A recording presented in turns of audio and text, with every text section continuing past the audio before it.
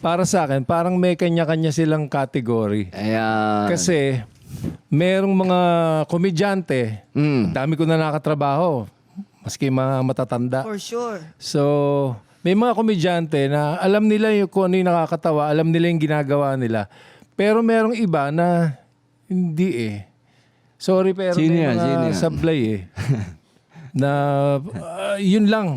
Kailangan kasi komedyante. Well, babanggitin ko na si Bitoy. No.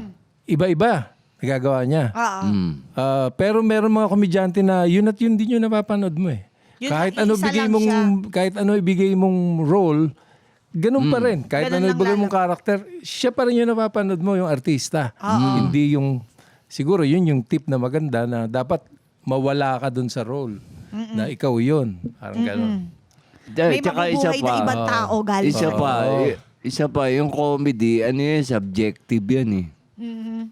So, yung nakakatawa sa'yo, hindi nakakatawa sa iba. Ganun Yes. talaga. Tama. Hindi. Yes. Correct. Ganun lang. May audience silang sarili. May sarili-sariling audience yan. Di ba? Yung iba, tawan-tawa kay Dolphy. Ayaw kay Chiquito. Yung iba naman, si Chiquito gusto. Ayaw kay Tama. Dolphy. Subjective nga. Kanya-kanya ng comedy na pagtatawanan mo. Kanya-kanyang trip sa comedy. Depende sa karakter mo eh. Yes. You are what you laugh at. Yes. English yan. You are what you eat. You are what you laugh Ang at. galing.